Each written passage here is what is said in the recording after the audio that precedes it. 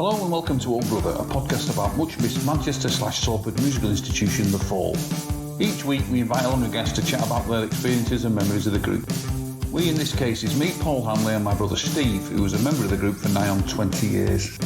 You can find us at play.acast.com/s/Old Brother on all good podcast outlets. Hope you enjoyed today's show. It's a belter.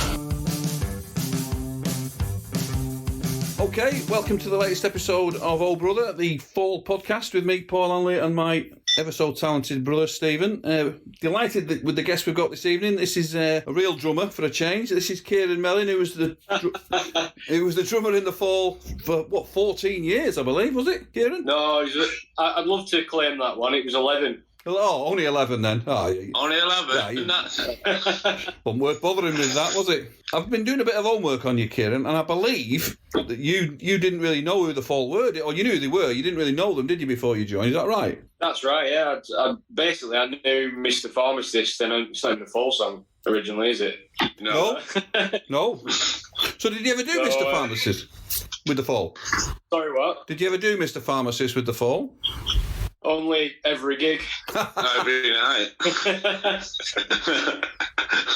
I just missed that. I just missed Mr. Pharmacist. It was just after once I went, they had to start doing cover versions. They didn't have enough songs after I left. Once everybody had to run for the last train, that's when we used to play Mr. Pharmacist. Right. So that was with Walter Mitty's Head, I believe, was the name of the band, wasn't it? Yeah, that's right. Yeah. How did you know that? There's this thing. They got this thing now called the internet. You can look things up. I also know out there. I also know your dad had a record shop. Is that right? Yeah, he had a Planet Records in Cone. Since as far back as I can remember, I've always had my dad just feeding me different kinds of, You started me off on blues, funnily enough. Right. So not The Fall then. Blues stuff. Sorry. Not The Fall. No, not The Fall, no. And you started playing, and I believe you started playing really young. Yeah, but sort of about 5 or 6. I'm trying to teach my son now. He's 7. He's picking up quite well, actually. But obviously, I weren't playing in bands at 5 and 6. I'm just messing about at home. But it's a weird one because all my friends were into do you know the music genre happy hardcore? No, a bit old for happy hardcore, me, I think. It's absolutely shockingly bad. It's sort of like a high-pitched vocal over Wigan Pier dance music, really fast. While I was listening to... I can't believe it never caught on. Well, that was a big thing in Cone, where I'm from. Right. And so all my mates were listening to stuff like that, and I was listening to bloody Howling Wolf. Yeah. Wondering, I thought everybody else were weird, but they thought I was a strange one. That's probably a good pedigree kind of thing for getting in The Fall, isn't it? Knowing all that stuff. I don't know, but I got in The Fall by Dave. I didn't get picked out anything special. Dave suggested me because I've been in bands with Dave for 10 years before that. So he just give me a go, really. That's how I got in. Right. The Americans couldn't get over to Dusseldorf to do Imperial Wax Solvent, and I got the call. Right, so did you start in the studio then, or did you do gigs before you started? I'd done 2 gigs. They were Orfeo McCord, Mm-hmm. I think his last name was. He couldn't get over to Dublin. I think it was October 2006. So I met Mark at the airport. On the Wednesday, Dave gave me a CD and said, right, there's 12 songs there, learn those, and then we've got a gig on Saturday. So I'm like, right, okay. And then I met Mark at the airport. That's wow. And how many of them 12 songs were in the set? Well, actually, all of them. And then all of them, okay. Yeah, I have known it. The guitarist we had, Mark gave him a list of songs to learn, and then his first gig, there was only 4 of the list in this actual set on the night. No, I think I got lucky there, really. Yeah. We did play one never heard of, and I played it twice at speed because I had no idea what was going on. But Mark was he just said, we're all right, it's fine. And we got off, so I got away lightly on that one, I think. Yeah. You can't really have a go at you, though, can you? You've never heard it. I mean, blimey. No. was pretty good to me on that one, to be fair to him. Like, you know, I've heard the stories on the way there, and he said, "Oh, watch this documentary. The frightening, wonderful and frightening world." So I watched that to try and gauge sort of what he was like. Yeah. And he was nothing like that when I met him. We were absolutely like sweetheart, really. I think he'd. I don't know which came first, but I think when he was working with you three and Elena, he was kind of different, wasn't he? I think he had more faith in you lot. I think. Like I said, I was talking to you before about this. Like everybody, all the different lineups will have had different times with Mark. And, like seeing him. When he were younger, I'm sure we were a bit more feisty in different ways than when he were older. I don't know, but our experience was all. I don't know. I didn't go in there thinking I was in the band, if you know what I mean. Yeah. That was my way of sort of working with Mark was, I'm working for Mark in his band. Yeah. So I kind of went as a staff. I think that's quite healthy. Yeah. That's quite a healthy way to do it, I think, isn't it? But I mean, it was kind of like that for us, wasn't it? We knew the setup, and when we joined, we knew he was in charge, and we'd seen other people come and go. But I mean, I think it becomes its own myth, doesn't it? I think, and that's what happened. Sort of around the late 90s, is that becomes the story of how horrible it is, and then that's the only thing that anyone ever asks you about. So then it becomes like a self-fulfilling prophecy, because it wasn't like that. It wasn't like people thinking it was like being in World War One. But I mean, the only thing people ask you about is that, and if that's the only stories that get put out, then it sounds like it's that all the time. But it wasn't. I don't think. No. I've seen him own a room. Oh yeah. Full of it's amazing. Like the way he done it. We're in this room. He did something. I can't remember the band name. He did a thing with you've probably seen the clips actually on YouTube. But he goes into a studio with like all the heavy metal guys, and he was wearing a pink shirt, and they're all there with the tattoos and the heavy metal tops and everything. Yeah. And they were silent while Mark were there. He just owned the room. Yeah. Nobody did. Yeah, I've seen that. I've seen a hacienda dressing room of her go completely silent when he walked in. Yeah, he just had a thing about him. Oh, he did. Yeah, the right presence, didn't he? Well, yeah, he was always cool with us, Yeah. He was more of a it started off as like business. I was there to do a job, and then we became friends along the years, and then. He sort of like back then he was more of a father figure to us in music, I've got a dad, Of course, but like it's kind of that relationship more because we're young compared to Mark, so he kind of treated us a bit differently. I think maybe that's the difference. Our age gap is quite a bit from me to Mark, so he's treats me well. I was 23 when I joined the band. Yeah. So he treated me like a kid, I suppose. It's funny that because I always thought there was a big age gap between me and Mark, but when you look back, I was like 16 when I joined, and he was 22. I mean, it's nothing, is it? But he was like an older man. He was much more mature, I suppose is probably the wrong word. But I always felt like a kid. He could buy and sell me, obviously. I mean, he didn't. I had that kind of relationship. I think that I was an employee. Well, not an employee is probably not the right word, is it? I mean, it was a band, but it was that I was there to do what Mark wanted a drummer to do, which I think is quite a good way to do it, isn't it? Yeah. Well, it's like we decided, as in like me, Dave and Pete, decided right from the outset that, he used to he comes over and faffs around with he'll pull the cymbals over, or on these new kits, everything's attached to the bloody cymbal stand now. Right. So he pulls your cymbal, well, you'll listen, won't you? He pulls the stand over and your tongue goes with it. Yeah. Yeah. So, but and he'll turn feet up and down and Dave off and on and go sugar. And did that not really bother you? Because I used to hate that messing with the amps. No, well, that's the thing. We decided right from the sort of word go on that one that it's Mark's show, and if he wants to sort of dismantle the stage, then we'll just keep going with what we've got left. Yeah. And it always worked out. The on-stage mixing thing. Yes. Sometimes it hit the nail on the head.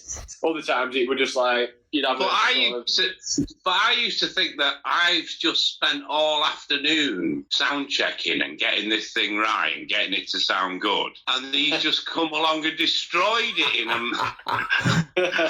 matter of a second. Why did I bother? It's a different kind of good. Well, yeah. Different kind of good. We've done it where we've sound checked and got it sounding really great. And everything sounded good on stage. And then Mark would turn up at the venue, and you're like, "Oh no, he's here!" Because he started hanging back at the, letting us go and do it. Yeah. But every time he turned up, he'd come in, and he'd always say that he'd always be the same thing. He'd come in and just go, "Keiron, can you just move the drum kit 2 foot I was to just the going to left?" say that. Yeah, can you just move that drum kit 2 foot to the left? Would it not have been easier for him to stand 2 feet to the right rather than move the drum kit? So I used to do it. I just change it. Yeah. We did a gig in. We did one show in Newcastle. I can't remember. It's like one of them one-day festival things, and Mark had decided. He's like, "Come on, let's just let them have it now." And we're like, "The drums aren't set up." He's like, "All right, we'll just do it." So we basically walked out on stage, and I was dragging the toms and everything, and the bass drum, just like throwing it up while Pete's doing an intro, and but it turned out to be a really good gig just because it was so ramshackle, proper punky style, Yeah. Going for it. Speaking of going for it, I was telling you, I've been watching it quite a bit, but the thing with you with the two drummers is just fantastic. Because I was the two drummers for some of the time I was in there. So did you like being part of a two drummer? Well, it was just different. The actual first time I did it was on my second gig with Orfeo. Yeah. It was the Boddington's beer, the brewery. Yeah. They turned it into a venue until it closed. Well, I'd done that one gig in Ireland, and then he said, "Oh, can you get to this one?" I think it was November or December. So I turned up thinking, brilliant, I've got another gig, and the Orfeo were there. So I said, "Oh, fair enough, I don't want to step on your toes." And he said, "Oh, no, we're having two drummers tonight." I'm like, "All right," thinking we'll take turns, or it's a bit weird. Anyway, I got there, there were two kits set up. I was just like, all right. It's great though, isn't it? So it's a two... Yeah, once, I had a bit of an understanding with Darren. Yeah. Because it was clashing, both of us having cymbals and both of us having two, Yeah. So he played a stand-up kit. Yeah. And I don't know, there was something quite cool about it. I loved it. Because it's funny because me and Carl did it, Carl Burns, but then Mark tried to bring it in with Simon, who was the drummer after me. Well, it went a bit weird. It went me, Carl, me back for a bit, and then Simon. But he hated it, two drummers. He fought it tooth and nail, didn't he, Simon? Oh, yeah, he didn't like it at all, yeah. I thought it was brilliant. I watched, there's one, there's a film of you doing is it Six Music? And you do, is it Wolf Kidult Man with the two drums? It's just brilliant. I mean, because I've been doing my homework and I didn't realise just quite how hard you hit the kit, which is always gratifying. Because you don't want one of these bloody tippy-tappy drummers, do you? You're definitely not that. I got sort of drummed into me, pardon the pun. Hey. When I was 16, I started doing some... Have you heard of Aziz Ibrahim? Yes, of course. Yeah. Well, when I was 16, I got a job drumming with him, right, on a few gigs and stuff. It's a bit of a weird story. I was setting up from I was drum teching for this band that was supporting Status Quo. So I was seeing how it's done from the other side. Yeah. And just the big sort of they had chefs and everything. It's bloody hell, what's going on here? So I ended up buying the Status Quo drum kit off their drum tech. Wow. Because they swap them out every 5 years. He said, "Oh, if 500 quid, you can have it." Blimey. And my mum just coughed up some money so I could get a kit so I could play with Aziz with a decent kit instead of what I already had. Right. So when I started rehearsing with Aziz, and he's one of the things he said to us is just all you have to do is just hit it hard, hit it with conviction. And I don't know, it just stuck. And I sort of took out I don't know if I'm tense or anything. I get on stage and I sort of lose what I'm. I've not got the nice light and shade what everybody else has got. It just just comes out. Yeah. Well, it's really, you can really see that. I was going to say that with the all three of you, well, all four of you. Nobody's coasted along there, are they? It's not like you're saying you're like an employee, but it's not like a session musician. That's the big thing. I felt part of the band. I felt like, especially at the end, after maybe a couple of years, I felt like I was in it with him. It was like I felt like we're in a gang almost together. Yeah. Right. And there was no atmosphere of that might change or he might get rid of somebody or any of that. I used to be quite annoyed by the revolving door comments, like... Yeah. Yeah. Expecting someone to be sacked all the time, because I think more people probably, I might be totally out here, but I was assuming more people left than were sacked. That's right, yeah. And Steve always has this theory, which he'll expound on, that a lot of the people, and when they talk about these ridiculous number of members, a lot of them weren't really properly members, were they? Weren't members, no. Yeah, it's like, what is it, 40 odd or 60 or something? Yeah, but if you get somebody in to play clarinet on a tour or violin on a tour, well, they weren't really a member of the band. No, you can't, exactly. It's like a stand-in for a day. Yeah. And like I say, I think it's not like, that's what I never really like about that Granny on Bongos thing. It's not that people are just turning up and tossing it off. People who play with the Fall really mean it and they commit to it, don't they? Oh, yeah, you have to be in it, don't you? Yeah. I'm trying to explain this to Sam, how we're singing now in Imperial Wax. Obviously, he's a young lad. What is he? He'll be, well, I say he's young. He's coming up 30, he's 20 odd. That's young. He's always asking me about, bits of stuff. And I was just saying, you're in it or you're out. And you've got to be fully if you're in it. You've got to get involved. And you go in, you sort of have Mark's back. And I don't know, it's just one of the things. Definitely, yeah. It is like being in a gang almost. You have to, once you're out, you're out. Once you're in, you've got to be full in. Yeah, that's right. And I was going to say, I think you're right about more people left than were sacked. I don't think there's that many people who actually were sacked. I mean, Carl bumps the average up because he got sacked about 4 times, didn't he? But I think most people, certainly me and Steve both left. Steve went back, obviously, and then left again. But I don't know. I mean... I was sacked a few times as well.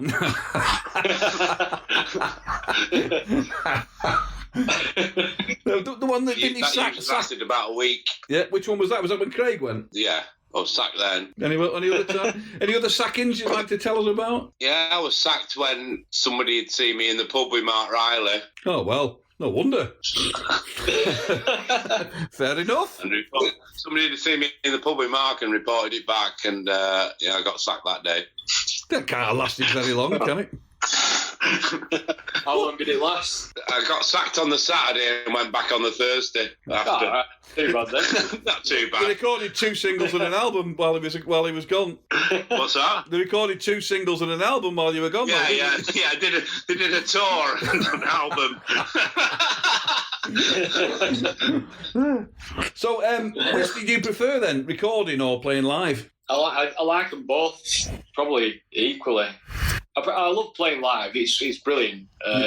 I just love making new music as well. They both got the different things that are great, aren't they? It's like making a cake. You get in there and you I don't know, you're not sure what it... I mean, the way we recorded, I don't know how you lot did it, but we didn't have anything when we went in the studio. We're going with nothing and sort of work on a few riffs and then just...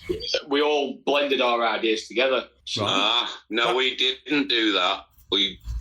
So the albums, we'd go in with about probably 7 finished songs.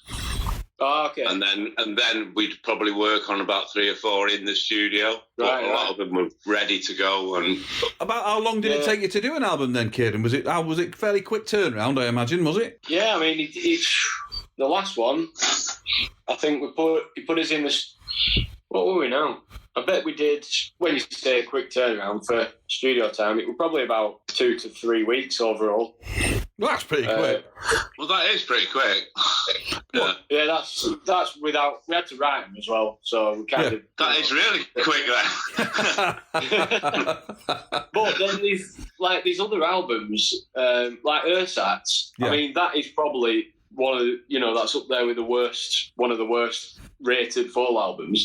And if you'd have heard the actual album that we did, it's completely different to that. So we were really well, we were talking to Grant Showbiz. I love Grant recently, and he said there's a lot of them that were sort of recorded and the original recordings were better than it turned out, that the albums turned out. Yeah, well, Ursats, we got given, Mark just said, right, be at the airport on this day, you're going to Berlin. So we're like, oh, right, okay. Anyway, we got there, got the tickets, flew there, got off the plane. We're like, who's picking us up? What's going on? So I rang Mark, and he's like, all right, I thought you'd just find somewhere to stay. We're like, oh, no. So we ended up... When I said Berlin, I meant Burnley. So we ended up sleeping in Safi's bar. I don't know if you know who Safi is, Safi Sniper. He's one of Eleanor's best friends. Yeah. So he used to do like a support slot sort of thing, didn't he? Yeah, like a VJ thing before we went on. Anyway, he came and saved us, and we slept upstairs in his. He had a bar, and then he had a little flat upstairs that he didn't use, so we kept on the floor in that. Hey, the luxury, the glamour. Aye. Nothing but the best. But we got put in a really nice studio. The name completely escapes me, but it was all like wood panelled, but really nice. And instead of like, they normally put the bass like in a different room and everything, they split it all out. Well, this place was like positioning. It was all about how you were positioned in a room. Right. So you were playing together as a band properly. That's so we got great. a really nice sound going. Yeah. And we wrote and recorded 12 songs in 2 days. Blimey. We're just like, some of these are like, because we were just there, we weren't doing anything else. They were not like nipping off to the pub. It were just like, right, we're in, and we're doing it. Yeah. So we blasted a load out, and we came away really chuffed with ourselves, thinking, sounding really good. I think Mark's going to like them, and I think one. So it's just the musicians in the studio, yeah? Yeah, we just me, Dave and Pete. We'd come away thinking brilliant, and then he'll put us in somewhere else to, do Mark's parts and Eleanor's bits and everything. I think one thing got used off that. Oh, bloody hell. And it speeded up slightly than it actually were recorded. Right. The rest of it's all just, I don't really know. I can't remember recording most of that. Right. All the stuff, so... It's just one of them things. It's like, could it? Yeah, we had a similar thing when we were doing Code Selfish. We had a studio in Glasgow for a month and spent ages like working on stuff. And when we came out at the end of the month, he didn't like any of it, and we ended up re-recording it all in like 3 days somewhere else. Yeah. And that whole month was just wasted. So, we just ditched a lot of it. There's a big difference between wasting 2 days in the studio where you're all in the same room and a month in a big posh studio where you were. It must have cost a fortune. Well, it had a snooker table. Oh, yeah. It had a snooker table. I bet you spent about 3 hours a day recording in there, if that. We did. So which do you think's the best album you played on then? Personally, my favourite one's the last one, but Is I it? know that's not out of. I don't know. I got to produce it. You were involved in the production. Yeah, that last one was like, personally, it's my favourite because I got the most control on it. But Right. Mark was quite ill by then. Yeah. He was still going. We thought he wanted. I believed they were going to get better. Yeah. So Right.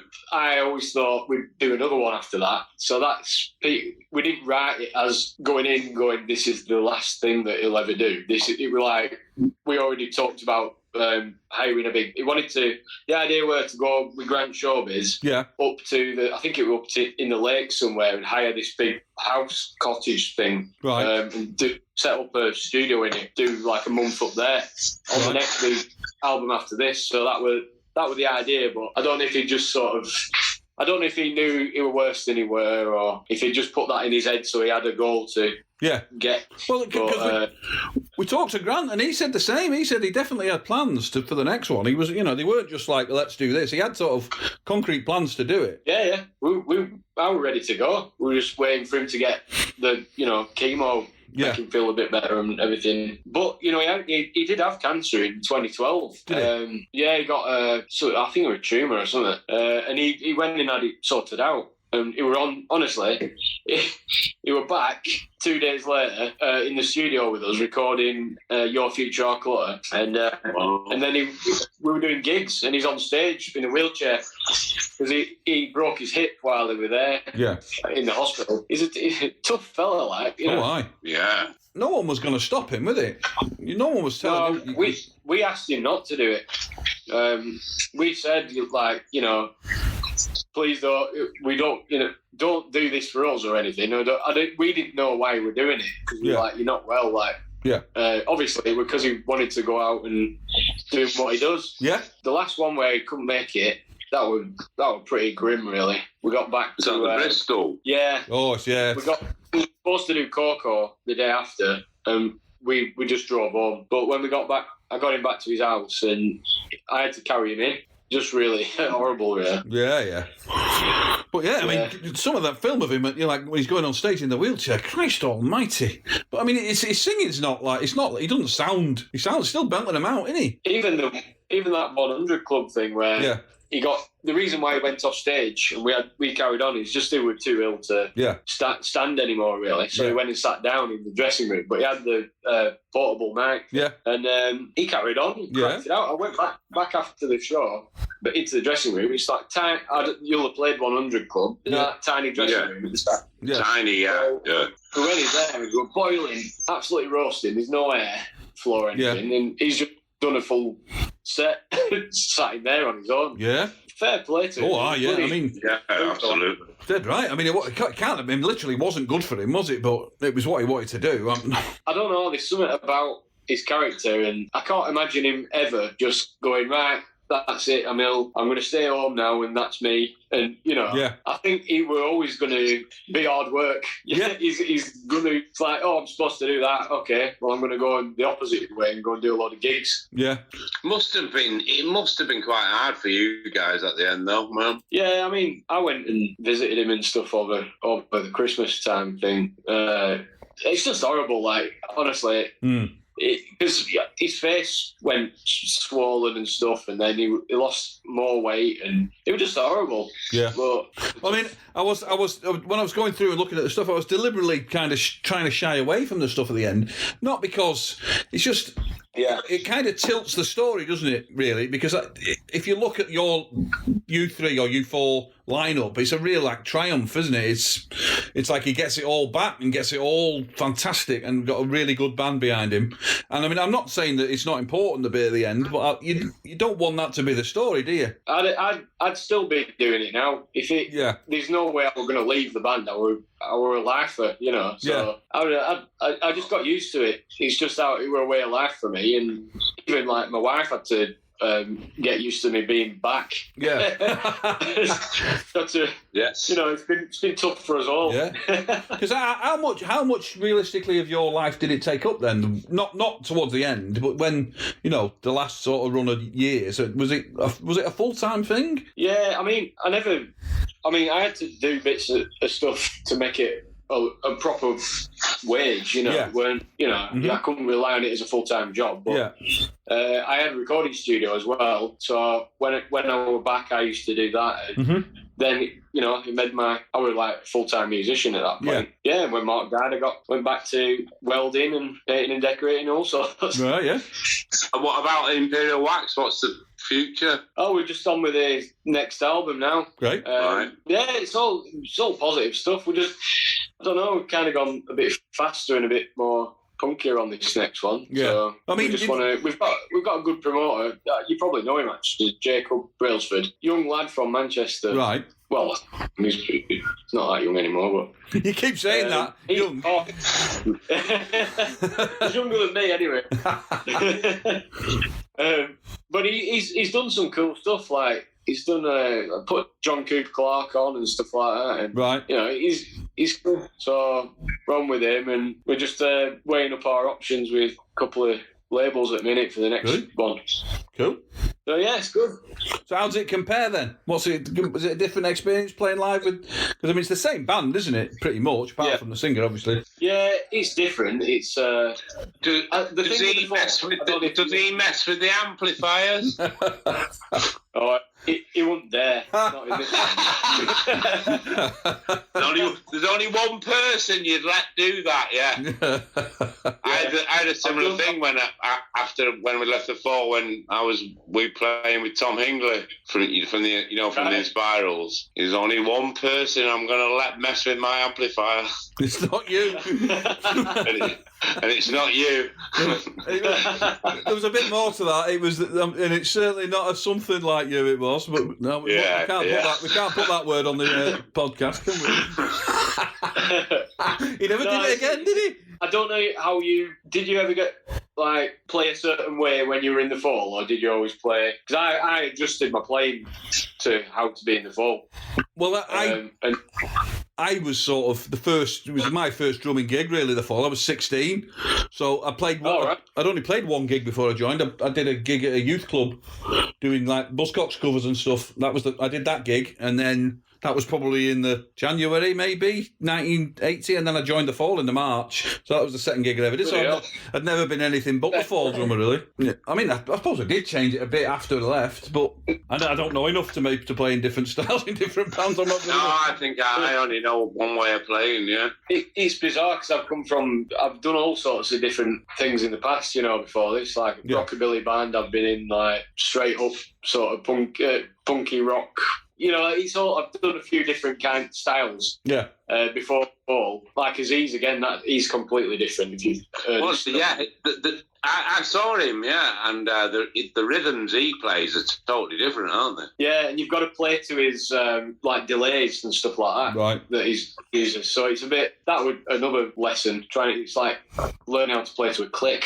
Yeah. Learning how to play to a delay. So, but yeah, when I got in the Fall, I was just busy, doing film stuff, and he just a couple of gigs. He took me to one side after the gig. He's like, "You don't need to do fills," and I'm like, "Oh, too many rolls." And then I said, "Right, fair enough." And I saw it as a passing comment, and then said it again, and I thought, "Oh, I'll do less fills this time." And then I don't know, I can't remember the gig now, but it might have been Glasgow Ferry. I can't remember, but that's the top gig there. I did the gig and I thought, right, I'm going to do no fills this gig. And I came off, he's like, that was fucking brilliant. Brilliant. I'm like, oh, right, okay. Penny dropped. One thing I did want to ask you, how do you account for, and this might sound a bit daft, that the Fall always sound like the Fall, given that you didn't know anything about the Fall? You can definitely hear a sort of musical kind of link, can't you, all the way through? Well, that is a funny one, because I purposely didn't listen to any Fall when from getting in the Fall to the end. Right. For 11 years, because I didn't want to be influenced by, I didn't want to write a song like what you do. Yeah. I didn't because I wanted it to be something new, always moving on and all the rest of it. Yeah. So I steered clear from listening to any other Fall up until saying, can you do Carry Bag Man, or live we had to play or Chuck a different, I don't know what name the song. No Christmas. You did a great version of No Christmas. Yeah, we did that. Hey, that. Really fast and drunk, but so I don't know really. I think it must be the fact that you go for the repetitive hook thing. Yeah. And cut out the fills.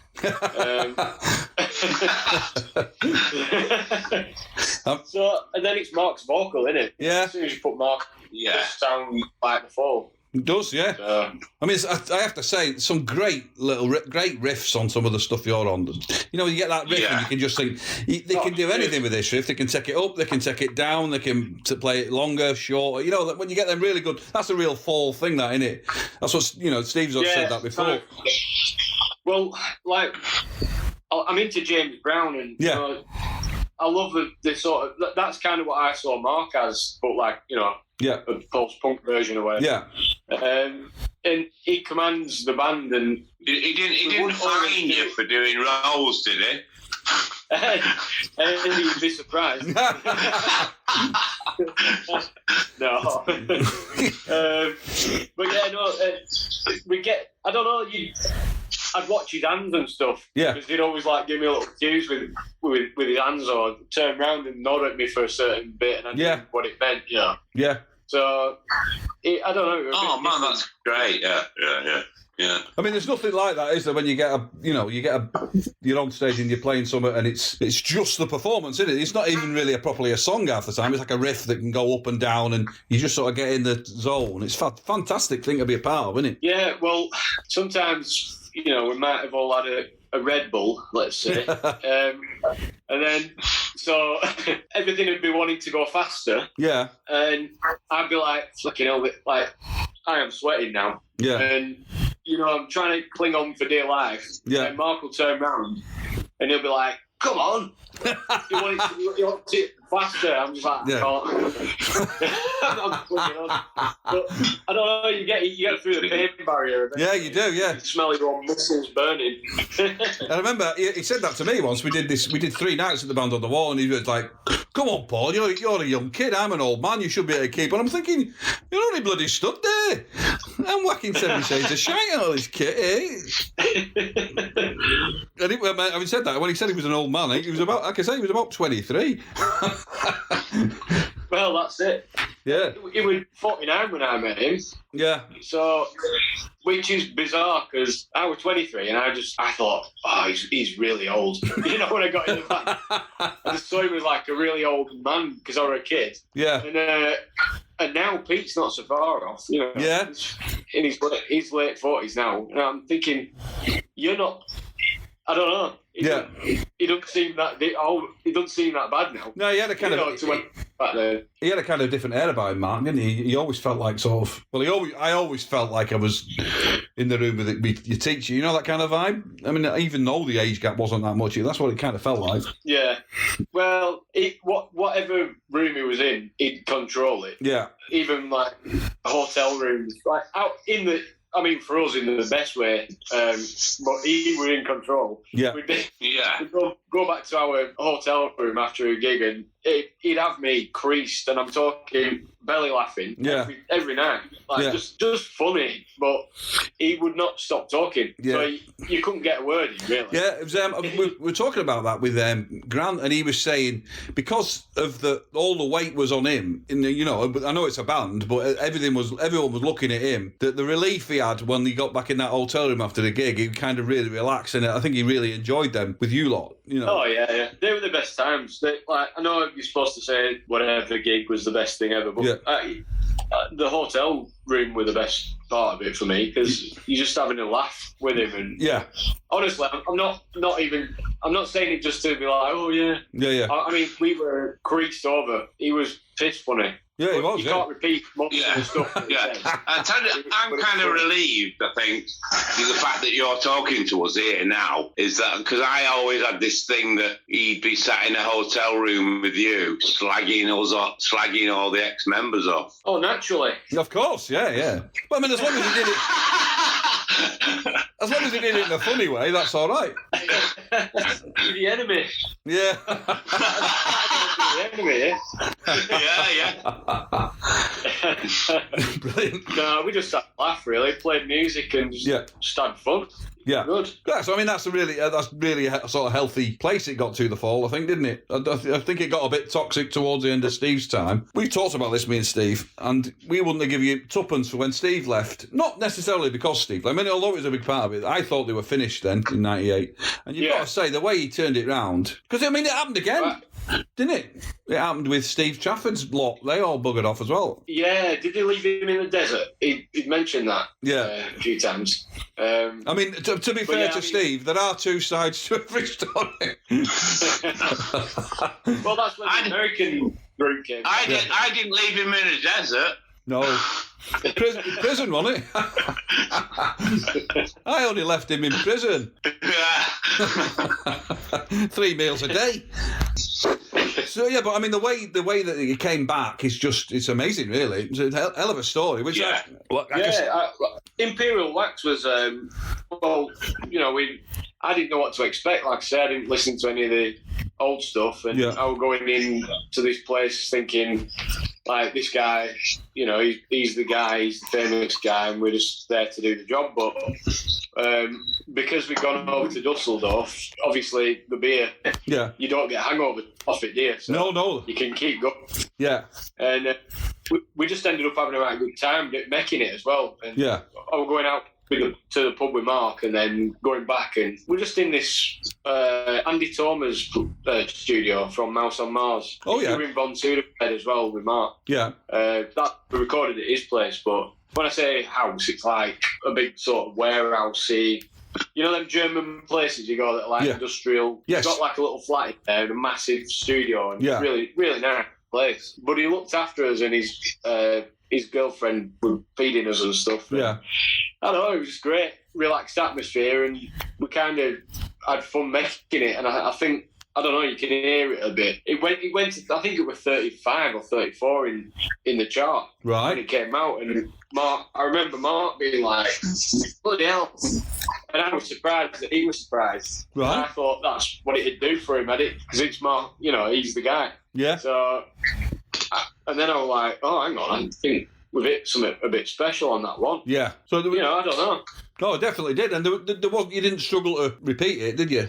Because I mean, another cliche is that the way Mark kept it fresh was every now and again he took things round a bit. I mean, that's what but you didn't need that to happen, did you? I don't think, you lot. No. Well, the next album was Your Future, and I think that might be the most popular one that we've done as our lineup. Yeah. That were out on Domino, and they were that were a different experience because we'd gone into Castleford to record in a couple of places. I think we've been to Liverpool, the Parr Street place. Yeah. Been there, a couple of different places anyway, and they had their guys in from the studio, from the label, sorry. Yeah. Working on, and he felt a bit restricted in how we were working because it had to be a certain spec and be run past the label before it can go out. Oh wow, I bet he didn't like that.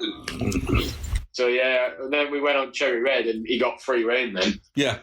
So got to do whatever he wanted. Well, it worked, didn't it?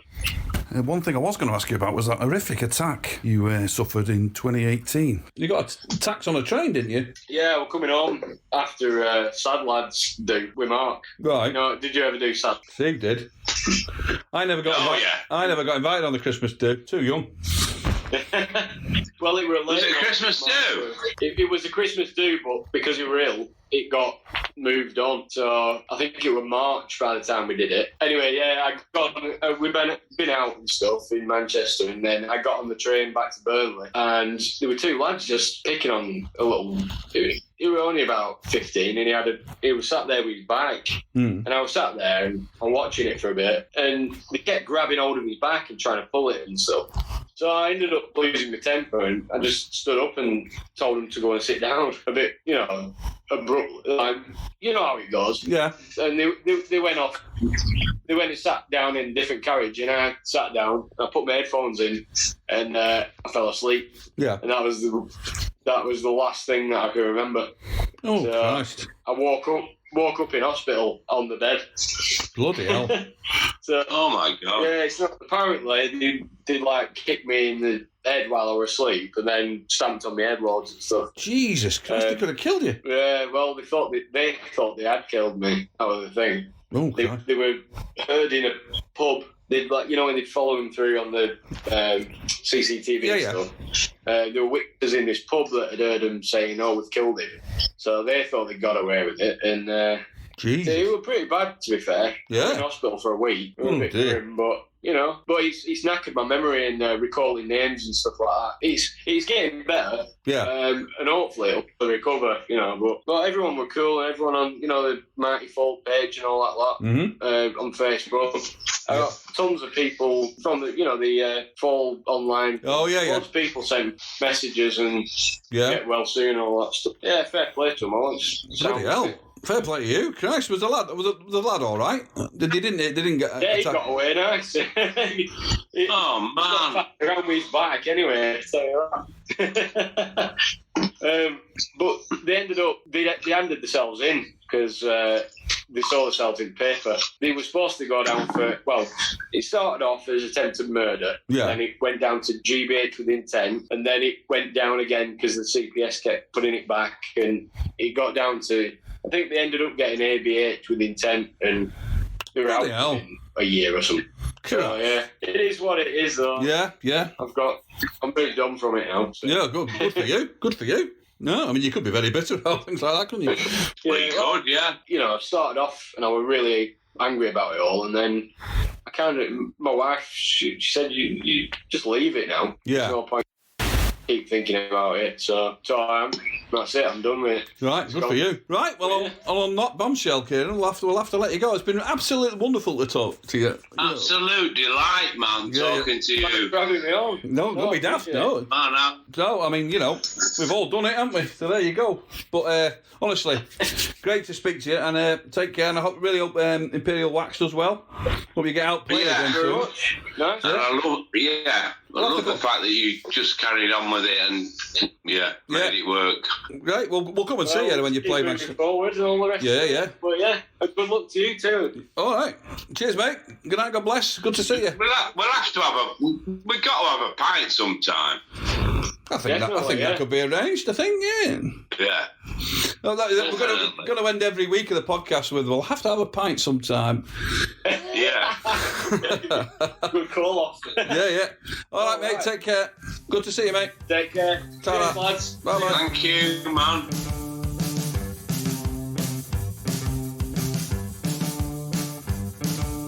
Thanks for joining us for episode 3 of Old Brother. Episodes are released every second Wednesday, so watch out for episode 4. You can follow us on Twitter at Old Brother Show, where you can subscribe via iTunes or link to Spotify. Feel free to rate us on iTunes if you have a mind. See you back here in a fortnight, and remember, if you're driving, take your car.